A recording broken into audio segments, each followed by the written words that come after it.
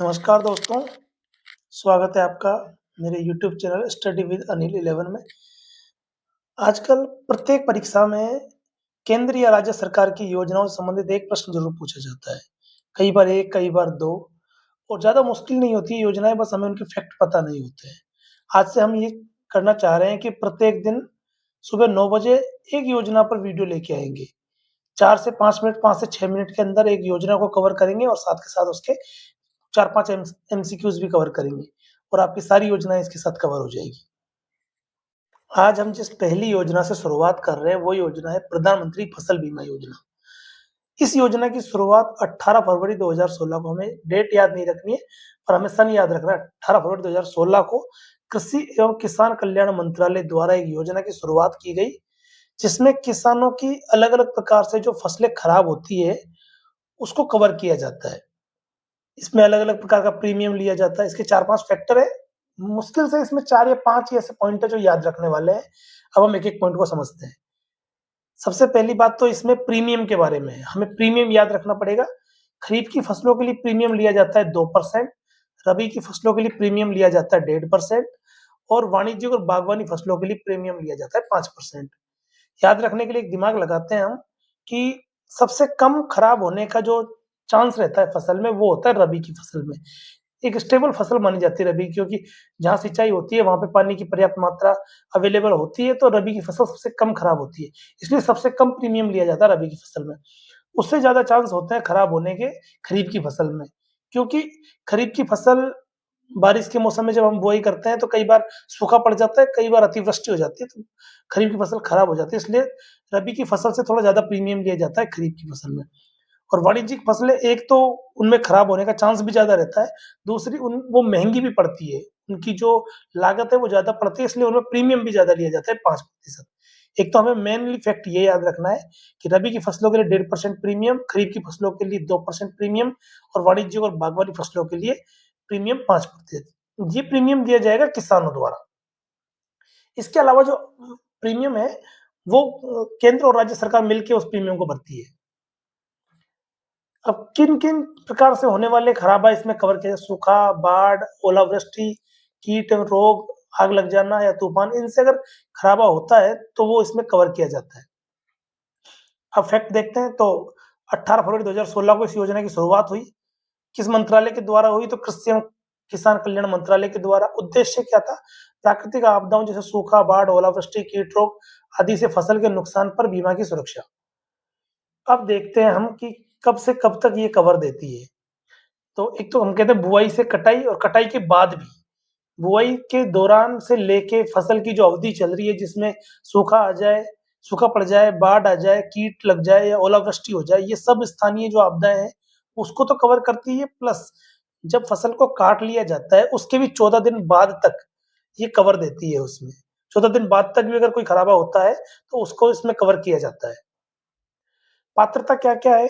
कई बार हम किसानों के बीच में कन्फ्यूज़न रहता है कि क्या इसमें सिर्फ़ जो ऋणी किसान का मतलब जिन्होंने केसीसी किसान क्रेडिट कार्ड जो योजना के तहत जो लाभार्थी होते हैं, क्या वही इसमें शामिल है? तो नहीं, सभी किसान, मतलब किसान की इच्छा इस पे निर्भर है, चाहे वो केसीसी के ऋण धारक हो या ना हो, सभी किसान इसके पात्र हैं। और एक सबसे महत्वपूर्ण बात है कि नुकसान की सूचना 72 घंटे के भीतर देना आवश्यक है। अगर कहीं नुकसान हुआ है तो उसकी सूचना टोल फ्री नंबर जो अवेलेबल करवाया जाता है, उसको 72 घंटे के अंदर दी जाती है। फसल कटाई प्रयोगों के द्वारा इसका पता लगाया जाता है, सर्वे किया जाता है और डीबीटी यानी डायरेक्ट बेनिफिट ट्रांसफर, यानी कि सीधे किसान के खाते में इसका भुगतान कर दिया जाता है। अब हम देखते हैं इसके इम्पोर्टेंट एमसीक्यूज़। हमने यहाँ तक इस टॉपिक को कवर कर लिया है। अब इम्पोर्टेंट एमसीक्यू देखते हैं। पहला प्रश्न है, प्रधानमंत्री फसल बीमा योजना की शुरुआत कब हुई थी? 2014, 15, 16 या 17?